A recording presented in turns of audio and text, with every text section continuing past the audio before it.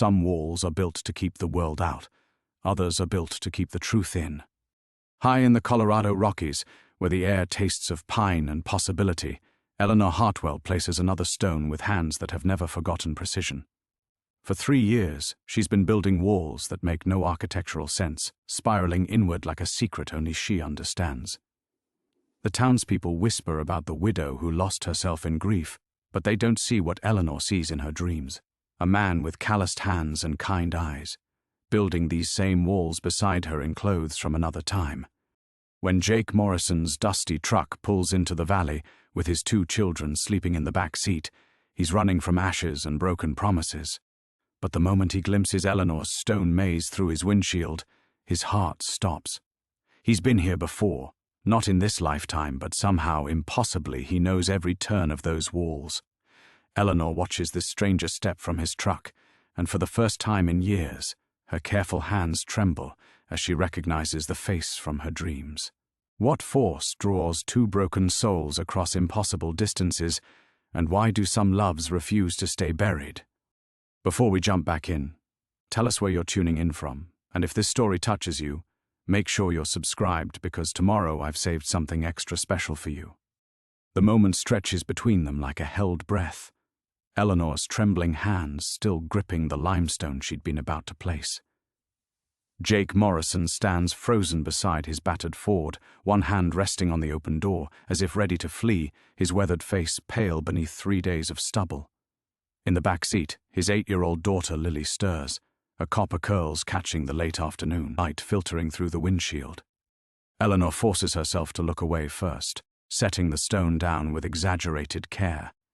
The rational part of her mind, the architect's mind that once designed towers that kissed Boston's sky, offers reasonable explanations, coincidence, déjà vu, the mind's tendency to find patterns where none exist. But her hands shake as she wipes them on her dirt-stained jeans, and she knows with bone-deep certainty that she's never been good at lying to herself. 3 years ago, when she'd first found Marcus's blueprints hidden in his studio, she'd assumed they were practice sketches, architectural doodling from his landscape design days. The measurements had been precise, the stone specifications detailed, but the design itself had seemed like madness.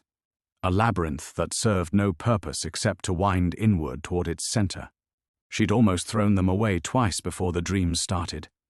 Dreams of building walls under a sky that seemed wider than Colorado's, her hands younger but just as sure, working alongside a man whose face remained frustratingly unclear until this moment.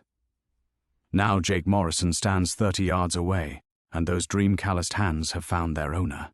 "Daddy?" Lily's voice drifts through the truck's open window, thick with sleep.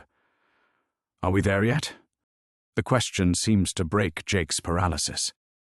He blinks hard, runs a hand through dark hair that's grown too long, and manages what might pass for a smile if you weren't watching too closely. "Almost, sweetheart. Just looking at the pretty walls." Pretty walls. Eleanor almost laughs at the description. The townspeople of Cedar Falls have used many words for her stone maze over the past 3 years. Obsessive, bizarre, a grief project gone wrong, but pretty hasn't been one of them. The stones follow no decorative pattern, their placement determined entirely by Marcus's cryptic notations. Wall 7 curves northeast for exactly 43 feet before turning at a precise angle toward coordinates that correspond to nothing Eleanor can identify. Wall B12 stands only waist-high, while others tower above her head. From the air, she imagines they look like the scribblings of a madman. But Jake called them pretty, and somehow that makes Eleanor's chest tight with something dangerously close to hope. His 5-year-old son Tommy has awakened too, pressing his face against the window with the unabashed curiosity of childhood. "Can we go look, Daddy? Please?" "We should get to town before dark," Jake says, but his eyes drift back to Eleanor's walls, tracing their curves with an expression she recognizes from her own mirror, the look of someone trying to solve a puzzle that lives in their bones. Eleanor surprises herself by stepping forward, her voice carrying across the distance with more steadiness than she feels. "You're welcome to look around if you'd like. I don't get many visitors." It's an understatement. The property sits 5 miles outside Cedar Falls on a gravel road that leads nowhere else, surrounded by national forest and Eleanor's growing reputation for eccentric reclusiveness. The UPS driver leaves packages at the cattle guard. Even her closest neighbor, Mrs. Chen, hasn't ventured past the first wall in months. Jake hesitates, his gaze moving from Eleanor to the walls to his children's expectant faces. She watches him weigh exhaustion against curiosity, responsibility against the pull of something he can't possibly understand but clearly feels. The setting sun paints the limestone walls honey gold, and in that light they do look pretty, mysterious and ancient and somehow inevitable. Just for a minute, he decides, and Eleanor's heart does something complicated behind her ribs. The children tumble from the truck with the resilience of youth, Tommy immediately gravitating toward the nearest wall, while Lily hangs back, shy but interested. Jake follows more slowly, and Eleanor tracks his progress like a compass needle finding north. When he reaches the entrance to the maze, though she's never thought of it in those terms before, he pauses. "May the 1st?" he asks, gesturing toward the narrow passage between 2 shoulder-high sections of wall. Eleanor nods, not trusting her voice. She watches Jake step into the pathway she's walked countless times, sees his shoulders relax as if he's finally found something he's been missing. He moves with unconscious certainty, taking the first left turn without hesitation, following the route that leads to the maze's heart, where Marcus's blueprints indicate something waits to be discovered. Something Eleanor hasn't found the courage to uncover yet. The shadows are lengthening, and somewhere in the distance an owl calls to its mate. Eleanor wraps her arms around herself, watching a stranger navigate her carefully constructed mystery with the ease of coming home. Eleanor watches Jake disappear around the second curve, his footsteps echoing off limestone with a rhythm that matches her own heartbeat. She should follow. This is her property, her carefully guarded sanctuary, and she's never let strangers wander the pathways alone. But something keeps her rooted in place, frozen between the impulse to protect her secrets and a deeper fear of what Jake might find in the maze's heart, or what might find him. Tommy has discovered the gap between walls B-4 and B-7, too narrow for an adult, but perfectly sized for a curious 5-year-old.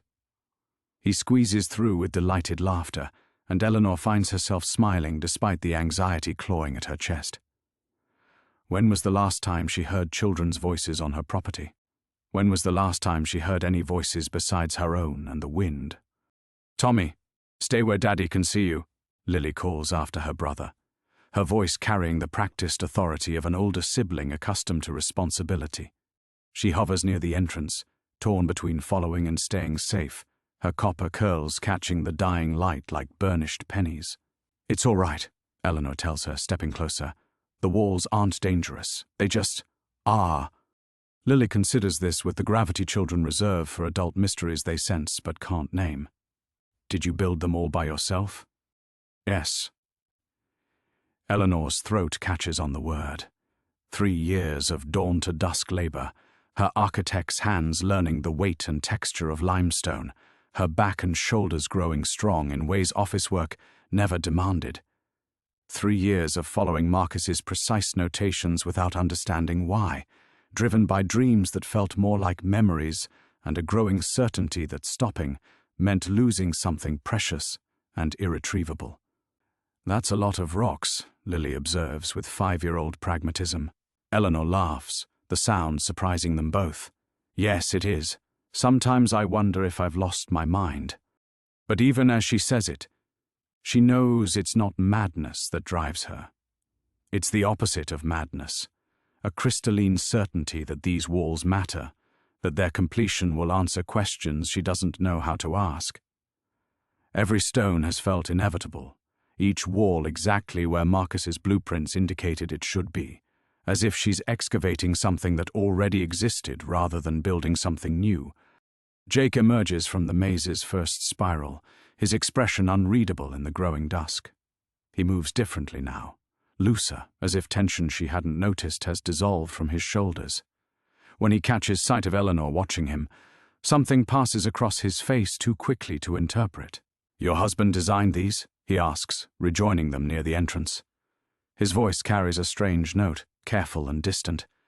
Marcus was a landscape architect. The standard explanation, the one that satisfies the people of Cedar Falls when they ask about her project. She doesn't mention the dreams, the blueprints hidden in Marcus's studio, or the way Jake moves through her maze like he helped plan it. He died 4 years ago. Cancer. I'm sorry. Jake's condolences carry the weight of someone who understands loss. It's beautiful work. You can tell it meant something to him. Eleanor nods, not trusting her voice.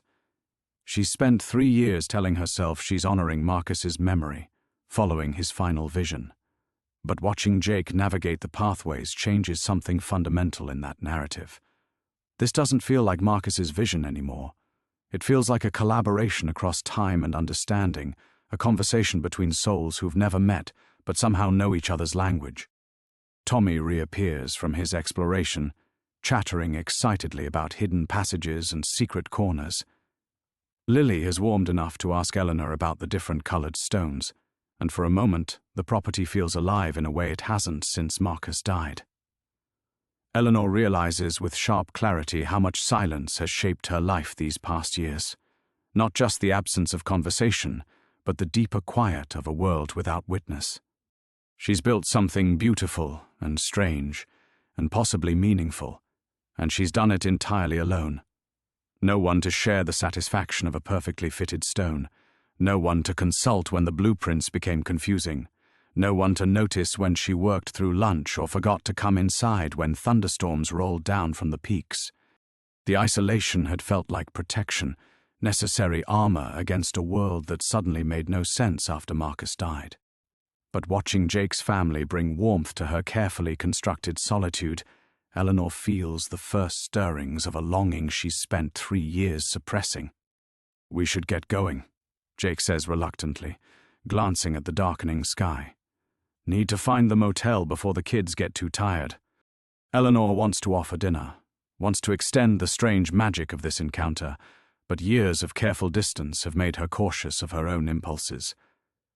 Instead, she nods, walking them back to the truck, while Tommy peppers her with questions about rocks and building, and whether she's ever found treasure buried in her walls. The last question stops Eleanor cold, though she manages to keep walking. Because according to Marcus's blueprints, there is treasure buried in these walls, or at least something valuable enough to map with architectural precision. She simply hasn't found the courage to dig. As Jake's truck disappears down the gravel road, its taillights swallowed by gathering dusk, Eleanor stands alone in the silence that has been her companion for 3 years. But now the quiet feels different, charged with possibility and disruption, like the air before a storm. Tommy's innocent question about buried treasure echoes in her mind, each word striking against the secret she's carried since discovering Marcus's blueprints. The blueprints that shouldn't exist. Eleanor makes her way back to the house, her footsteps automatic on the familiar path. The Victorian farmhouse rises before her like something from another century, its wraparound porch and gingerbread trim a stark contrast to the modern mystery of the stone maze that surrounds it. Inside, she doesn't turn on the lights immediately. Instead, she climbs the stairs to Marcus's studio, guided by muscle memory through the darkness. The studio remains exactly as it was the day he died. Easels holding half-finished landscape sketches, drafting tools arranged with architectural precision, the lingering scent of charcoal and paper. Eleanor has preserved it like a shrine, unable to disturb the last traces of her husband's creative spirit, but tonight drawn by Tommy's question and Jake's inexplicable familiarity with her maze, she crosses to the flat file cabinet where she first discovered the blueprints. Her hands tremble as she withdraws the rolled papers from their careful storage. 4 years of looking at these drawings, and she still can't explain what she sees in them. The measurements are precise to the millimeter. The stone specifications match the local quarry's inventory exactly, but it's the handwriting that stops her breath every time. 2 distinct scripts layered across the technical drawings like a conversation between architects. Marcus's careful printing fills the margins with structural notes and material calculations, but scattered throughout are additions in a different hand, looser, more confident, with slight variations in letter formation that any architect would recognize as belonging to someone else. Notes about sightlines and pathways. Suggestions for wall heights that would frame mountain views. Tiny corrections that improve the design's flow. Handwriting that looks exactly like Jake Morrison's. Eleanor spreads the largest blueprint across Marcus's drafting table, her heart hammering against her ribs. In the bottom right corner, barely visible unless you're looking for it, someone has sketched a small notation. X marks the spot, 30 paces south of center stone, 6 feet down, for E and J when you're ready to remember. The initials stare back at her in the lamplight. E and J, Eleanor and Jake? The rational part of her mind rejects the impossibility even as her architect's eye confirms what she's seeing. The handwriting analysis is undeniable. The additions to Marcus's blueprints weren't made by her deceased husband. They were made by a man she met for the first time 3 hours ago, a man who navigated her maze like he'd walked its paths 1,000 times before. Eleanor sinks into Marcus's chair, the blueprints blurring as tears she didn't realize were falling distort her vision. For 3 years she's told herself she was following her husband's final design, honoring his memory through back-breaking labor and stubborn determination. But these blueprints tell a different story, one that suggests Marcus wasn't the architect of her maze but merely its caretaker, preserving plans for something much larger than either of them understood. The implications crash over her like an avalanche. If Jake's handwriting appears on drawings created before they met, then nothing about their encounter this afternoon was coincidence. The dreams that drove her to build, the bone-deep certainty that these walls mattered, the way Jake moved through the pathways like coming home, all of it points to something beyond rational explanation. Outside, wind rattles the windows of the old farmhouse, and Eleanor imagines she can hear whispers in its voice. Stories of souls that find each other across impossible distances, loves that transcend the boundaries of single lifetimes, destinies that unfold according to blueprints drawn by hands that haven't existed in this century. She thinks of Jake's children, already attached to her property after a single visit. She thinks of the loneliness that's carved hollow spaces in her chest, and the way her heart lightened when Tommy asked about treasure with such innocent certainty. Most of all, she thinks of the look in Jake's eyes as he emerged from the maze, recognition mixed with confusion, like a man trying to remember a dream that feels more real than waking. The choice crystallizes with architectural precision. She can fold these blueprints away, return to the safety of isolation, and spend the rest of her life wondering what might have been. She can pretend this afternoon never happened and continue building walls without seeking what they're meant to protect. Or she can dig, 30 paces south of the center stone, 6 feet down. For E and J, when you're ready to remember. Eleanor's hands steady as she reaches for her jacket. The excavation won't wait for daylight. Something tells her that Jake Morrison will return tomorrow, drawn by the same forces that brought him here today. And when he does, she wants answers to offer alongside the questions that are reshaping everything she thought she knew about love, loss, and the mysterious architecture of the human heart. The call to adventure whispers her name in Jake's handwriting, and Eleanor Hartwell finally finds the courage to answer. Eleanor stands in the doorway of Marcus's studio, jacket in one hand and flashlight in the other, feeling the weight of a decision that could change everything. The blueprints lie spread across the drafting table behind her, their impossible handwriting catching the lamplight like accusations or invitations. She can no longer tell the difference. The rational voice in her head, the one that guided her through MIT's architecture program, through 20 years of careful planning and measured risks, screams warnings with increasing desperation. This is madness.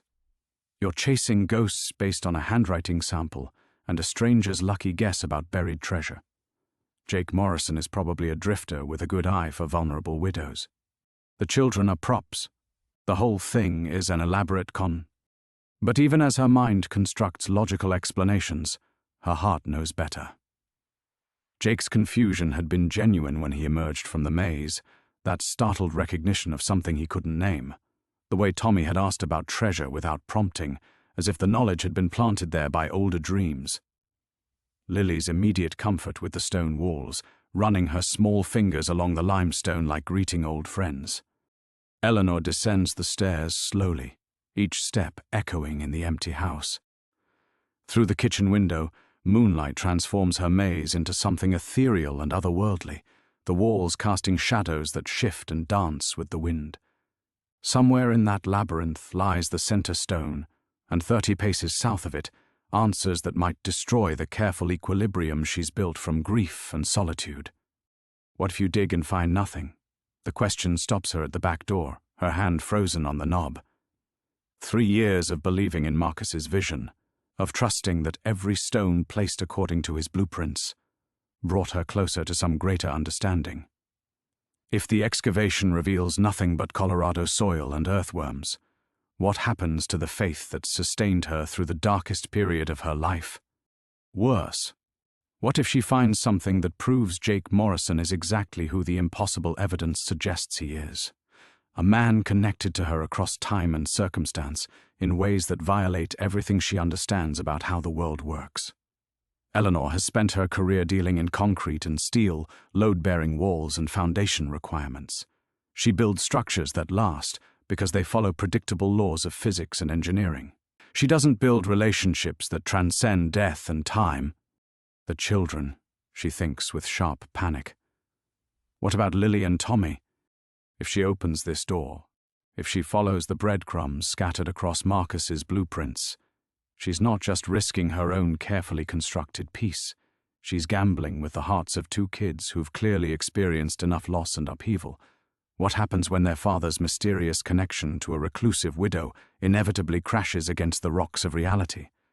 What happens when the magic wears off and Jake realizes he's been chasing dreams that feel more real than waking? Eleanor presses her forehead against the cool glass of the door, watching her breath fog the window. For 3 years, she's lived with ghosts. Marcus's presence in every room, conversations with his memory that fill the silence, dreams of hands that help her place stones with impossible precision. She's made peace with loving a dead man, with building monuments to relationships that exist only in her heart. But Jake Morrison is alive. His children are real. The risk of breaking something precious feels exponentially greater when it involves beating hearts and innocent hopes. The smart thing would be to put the blueprints away, to return to her controlled isolation and finish the walls according to Marcus's original specifications. When Jake comes back tomorrow, and her bones know he will, she could offer polite distance and clear boundaries. She could protect herself from possibilities that feel too large and impossible to survive. She could choose safety over truth. But the flashlight grows heavy in her hand, and Eleanor realizes she's already made her choice. Not tonight, not standing in her kitchen weighing risks and rewards, but 3 years ago when she picked up her first stone and placed it exactly where Marcus's blueprints indicated it belonged. Every wall she's built since then has been a step toward this moment, toward the excavation that will either validate everything she's believed or shatter it completely. The rational voice in her head makes one last, desperate attempt. What if the blueprints are wrong? What if Marcus made a mistake, or the mysterious second architect miscalculated? What if you dig 6 feet down and hit bedrock, or a water table, or absolutely nothing worth the years of backbreaking labor that led you here? Eleanor opens the back door, stepping into the Colorado night where autumn air carries the scent of approaching snow and distant pines. Overhead, stars wheel in patterns that navigated explorers across impossible distances, following maps written in light across the darkness.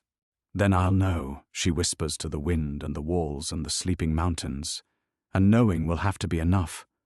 The flashlight beam cuts through the darkness as Eleanor walks toward her maze, toward the center stone and the truth waiting 30 paces south.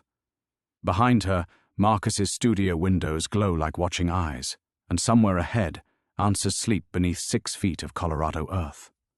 The flashlight beam wavers as Eleanor enters the maze, her carefully maintained composure finally cracking under the weight of 3 years' worth of suppressed questions. The stone walls rise on either side of her like silent sentinels, each one placed with her own hands according to blueprints that shouldn't exist. Tonight, the pathways feel different, not just familiar, but urgent, as if the walls themselves are pulling her toward the center. Her footsteps echo off the limestone as she follows the spiraling route inward, past the junction where Tommy had disappeared earlier, past the curved section where Lily had traced patterns with her fingertip. Every turn brings her deeper into the labyrinth Marcus designed but didn't design, each step taking her further from the safety of rational explanations and closer to truths that could shatter everything she's built from grief and determination. The center stone appears in her flashlight beam like an altar, its flat surface worn smooth by 3 years of Colorado weather. Eleanor has stood here countless times, usually at dawn with coffee steaming in the mountain air, checking her progress against the blueprints and planning the day's work. But she's never lingered, never examined the space with the intensity it deserves. Now, knowing what lies 30 paces south, the center stone feels less like a destination and more like a starting point. Eleanor sets the flashlight on the stone's surface, its beam creating a circle of light in the surrounding darkness. Her hands shake as she withdraws her phone, opening the compass app with fingers that barely cooperate.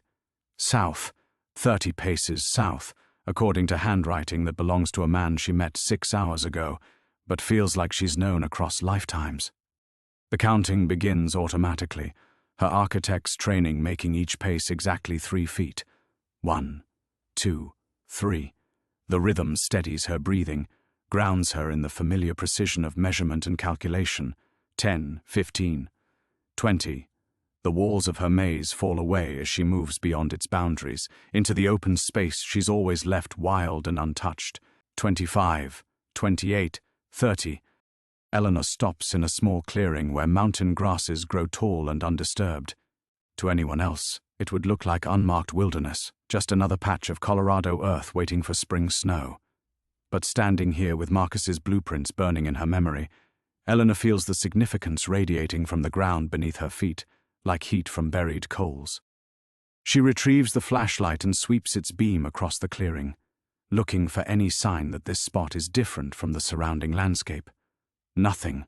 No markers, no disturbances, no indication that anything of value lies 6 feet down in the rocky soil. For a moment, doubt crashes over her with renewed force. What if she's wrong? What if years of isolation and grief have finally driven her past the edge of rational thought? But then the light catches something that stops her breath completely. There, barely visible among the wild grasses, a small pile of stones arranged in a deliberate pattern. Not random rocks scattered by weather and wildlife, but a careful cairn no larger than her fist, marking the spot with the quiet precision of a surveyor's benchmark. Eleanor kneels beside the marker, her heart hammering so loudly she's sure it must be audible in the still mountain air. Someone has been here before her. Someone knew exactly where to place these stones, 30 paces south of a center point that didn't exist when Marcus was alive. The implications spiral through her mind like autumn leaves caught in a whirlwind, each one more impossible than the last. She pulls out her phone again, this time opening the camera app. If she's crossing into territory that defies explanation, she needs documentation. Evidence of the journey she's about to undertake, proof that Eleanor Hartwell, MIT graduate and rational human being, stood in this clearing and chose mystery over safety. The photos capture everything: the cairn, the GPS coordinates, the timestamp showing 11:47 p.m. on a night that will divide her life into before and after. When she finally puts the phone away, Eleanor realizes she's stalling.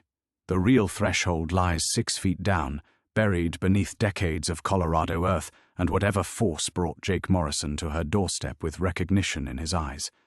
She thinks of Tommy's innocent question about treasure, of Lily's immediate comfort with walls that should have been strangers to her, of Jake's handwriting scattered across blueprints, like messages from a future that somehow preceded their meeting. The children will return tomorrow with their father, drawn by the same inexplicable magnetism that brought them here today. When they do, Eleanor wants to meet them with answers instead of questions, truth instead of speculation. The walk back to the house feels like sleepwalking through someone else's dream. Eleanor moves with mechanical precision, gathering supplies from the toolshed: shovel, pickaxe, work gloves, a camping headlamp to free her hands for digging. Each item goes into the wheelbarrow with the calm efficiency of someone preparing for a routine project, as if excavating impossible secrets is just another item on her weekend task list. But as she wheels the tools back toward the clearing, Eleanor knows she's crossing a threshold that extends far beyond the simple act of digging. She's choosing to trust in forces that transcend architectural blueprints and engineering calculations. She's betting her carefully reconstructed life on the possibility that some loves are strong enough to build bridges across time itself. The mountain wind carries whispers of approaching snow as Eleanor Hartwell disappears into the darkness, leaving behind the woman who built walls to keep the world at bay. The digging begins at midnight, each thrust of the shovel marking time like the pendulum of a cosmic clock. Eleanor works with methodical precision, her headlamp carving a cone of light in the darkness while the rest of Colorado sleeps. The first foot comes easily, loose topsoil and decomposed leaves that crumble away from the blade. But as she descends deeper, the earth grows stubborn, packed with decades of mountain weather and root systems that cling to her shovel like desperate fingers. By 2 a.m., she's 3 feet down and her back screams protests that echo through the clearing. Sweat pools beneath her work clothes despite the October chill, and her hands ache inside the work gloves with each impact against stone and hardpan. "This is madness," the rational voice whispers with renewed urgency. "You're destroying your body chasing fantasies written in impossible handwriting." But then the shovel strikes something that doesn't belong, a metallic ring that cuts through the night air like a bell. Eleanor freezes, her heart stopping mid-beat as the sound fades into silence. Metal.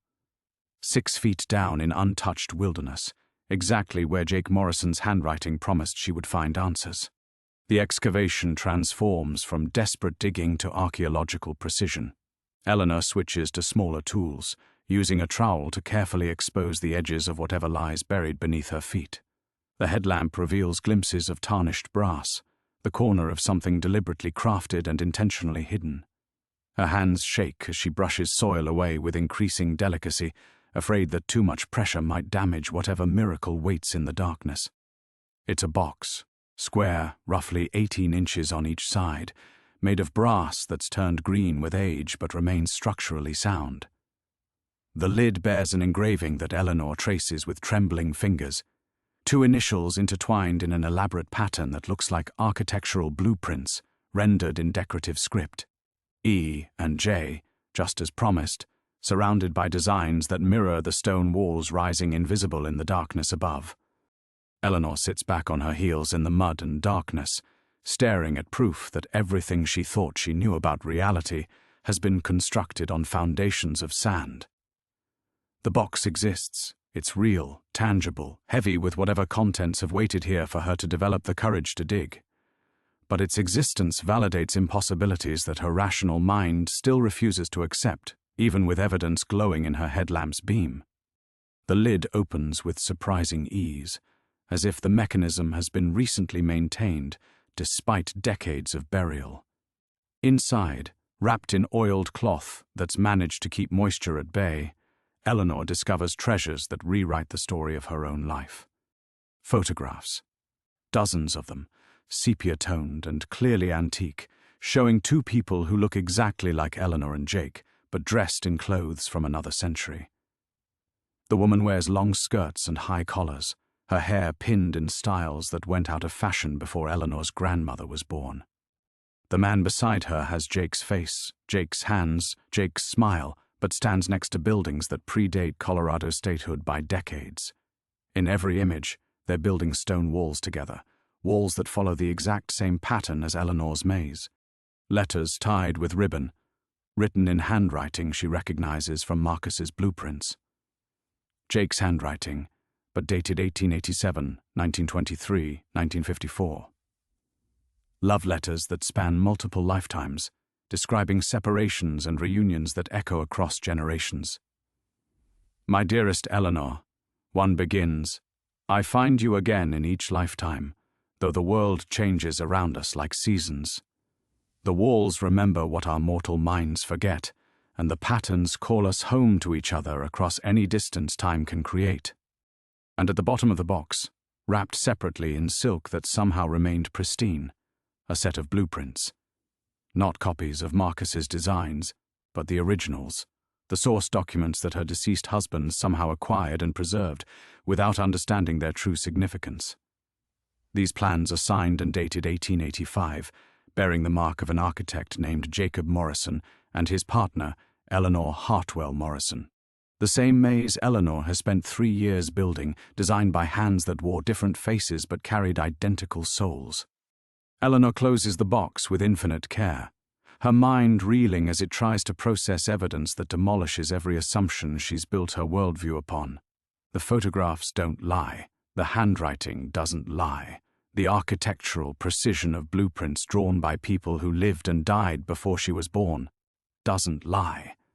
What lies is the modern world's insistence that love follows linear time, that souls are born and die within the boundaries of single lifetimes, that destiny is a fantasy for people who can't accept the random chaos of existence.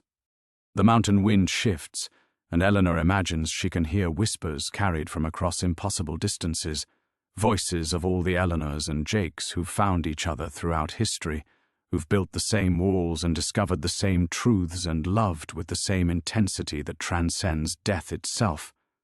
Somewhere in town, Jake Morrison sleeps beside children who've already accepted her walls as home, his dreams probably filled with stone and mortar, and a woman whose face he's loved across centuries.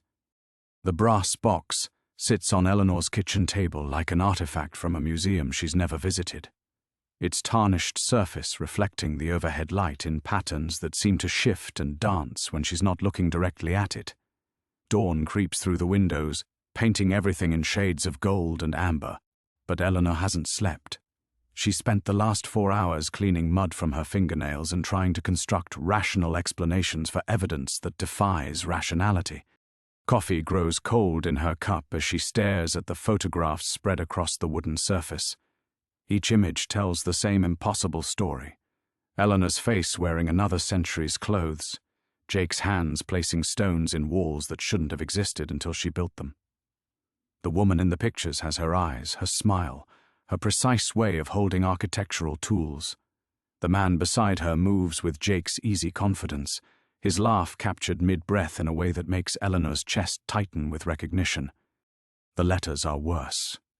Reading her own thoughts written in Jake's handwriting, but dated decades before either of them was born, feels like discovering someone has been reading her diary across multiple lifetimes. Every hope she's harbored in secret, every dream she's been afraid to acknowledge, spelled out in ink that's brown with age. The walls are our promise to each other, Eleanor. Even when the world separates us, even when we forget our own names, the patterns remember. Build them, and I will find you. Eleanor's hands shake as she reaches for her phone. Jake Morrison is probably awake by now. Single fathers with young children don't have the luxury of sleeping past sunrise. A simple call could confirm or destroy everything the box suggests. She could ask him about dreams, about the déjà vu that flickered across his face when he first saw her walls. She could find out if he's been having the same impossible memories that had been surfacing in her mind since the moment their eyes met. But calling means commitment. It means stepping fully into territory where love transcends logic and souls recognize each other across centuries. Eleanor has spent 3 years building walls to contain her grief, to create boundaries between herself and a world that feels too large and unpredictable to navigate safely.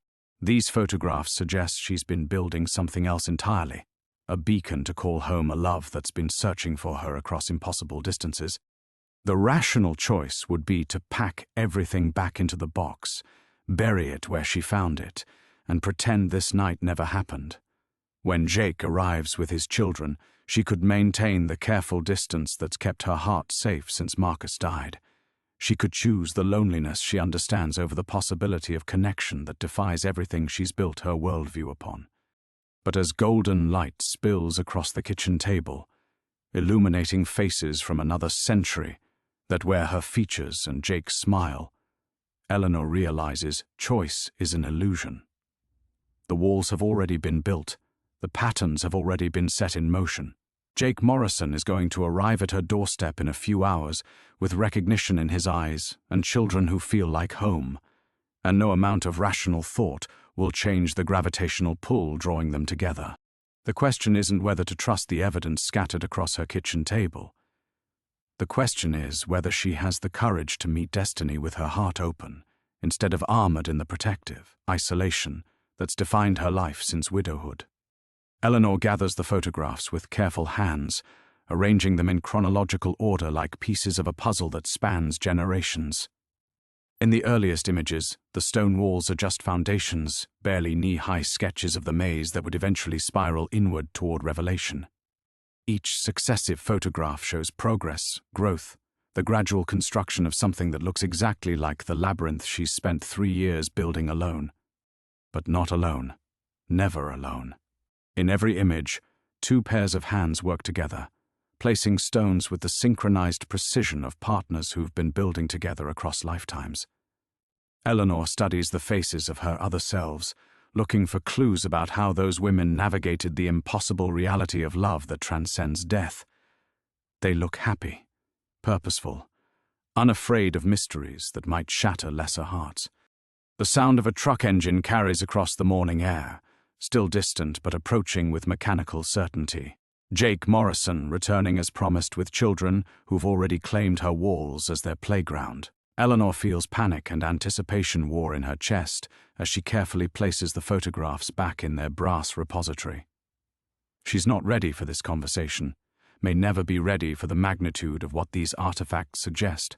But readiness, like choice, might be irrelevant when it comes to forces that have been building momentum across centuries. Eleanor closes the box and moves it to the counter, positioning it where morning light catches the engraved initials. When Jake walks through her door, she'll meet him with truth instead of evasion.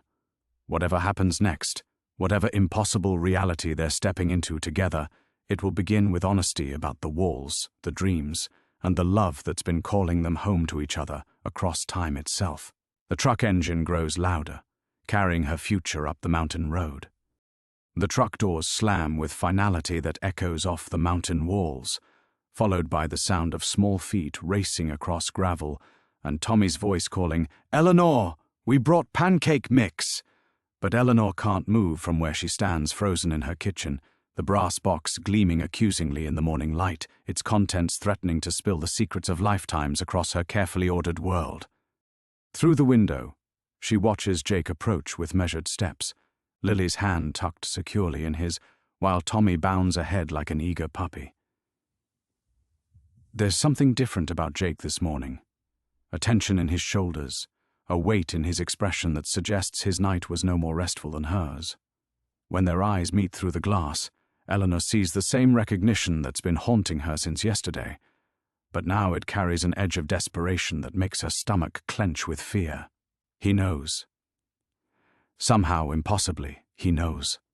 "Dad had weird dreams again," Tommy announces as they reach the porch, his 7-year-old voice carrying the casual authority of someone reporting obvious facts. "He kept saying your name and talking about rocks." Jake's face goes pale, and Eleanor feels the earth shift beneath her feet. The box on her counter seems to pulse with its own heartbeat, demanding acknowledgement of truths that will change everything they thought they knew about love, death, and the spaces between lifetimes. "Kids," Jake says quietly, never breaking eye contact with Eleanor, "why don't you go check on those walls you were so excited about yesterday? Make sure they're still standing." Lily nods with the solemn understanding that children possess when adults need to discuss things too large for small ears. She takes Tommy's hand despite his protests about wanting to help make pancakes, and together they disappear around the side of the house, their voices fading into the morning air. Eleanor opens the door with hands that shake like aspen leaves, stepping aside to let Jake enter her kitchen where impossible evidence waits to rewrite their understanding of reality. He moves past her with careful deliberation, his gaze immediately drawn to the brass box as if it's been calling to him across the distance between town and mountain. "Jesus Christ," he whispers, reaching out to trace the engraved initials with fingers that remember their shape. "Where did you find this?" "Buried exactly where you said it would be." Eleanor's voice comes out steadier than she feels, though her heart hammers against her ribs like a caged bird. 30 paces south of center, 6 feet down. Your handwriting led me right to it." Jake's laugh holds no humor, only the hollow sound of a man confronting impossibilities that should have shattered his sanity. My handwriting, on blueprints drawn before I was born, for walls that I've been dreaming about building since I was a kid. He looks at her with eyes that hold too much knowledge, too much recognition. Eleanor, what the hell is happening to us? The question hangs between them like a bridge neither wants to cross, but both know they must. Eleanor opens the box with trembling hands, revealing photographs that capture their faces wearing different centuries, letters that speak their thoughts in handwriting that belongs to neither and both of them.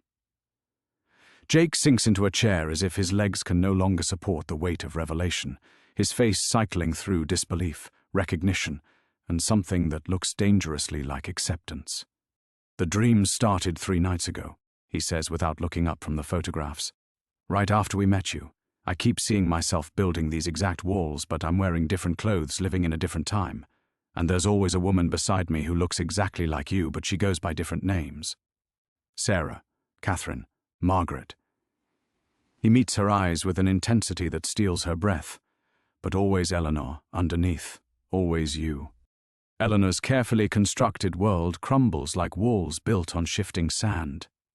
Every rational explanation she's clung to dissolves in the face of Jake's confirmation, leaving her standing in territory where love transcends the boundaries of single lifetimes and souls recognize each other across centuries of separation.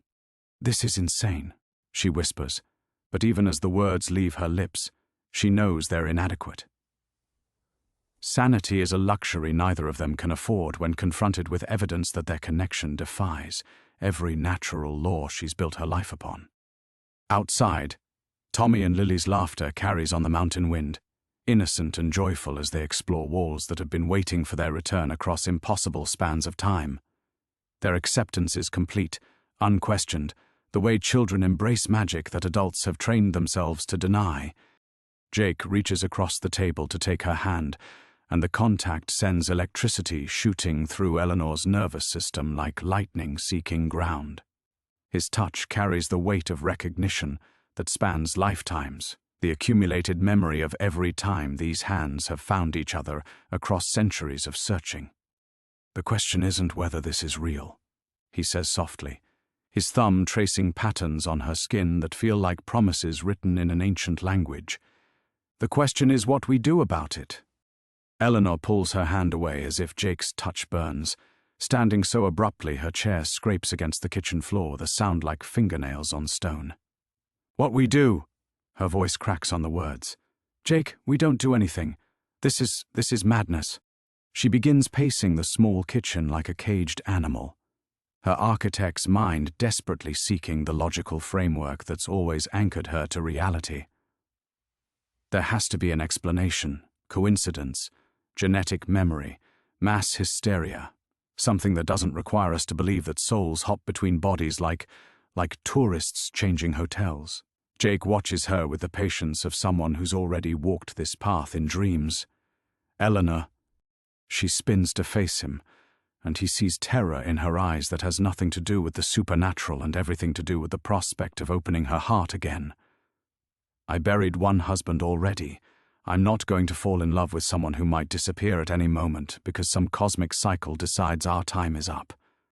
The words hang between them like a death sentence, and Jake feels something precious cracking inside his chest.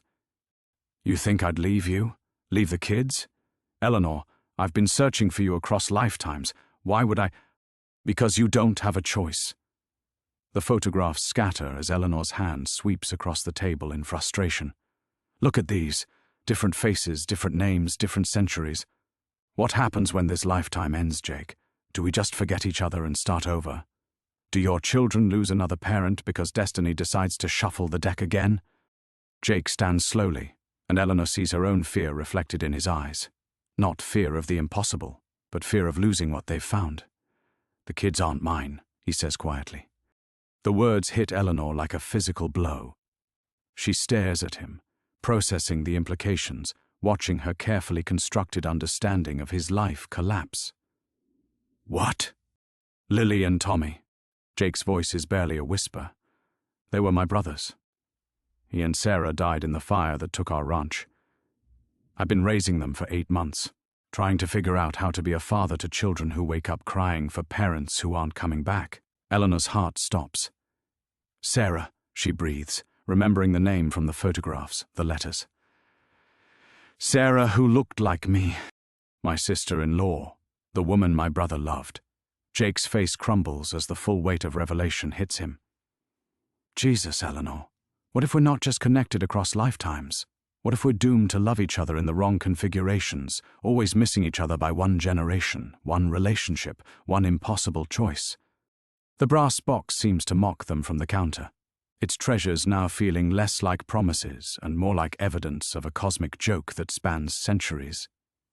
Eleanor sinks against the wall, sliding down until she's sitting on the kitchen floor, overwhelmed by the magnitude of loss that transcends single lifetimes.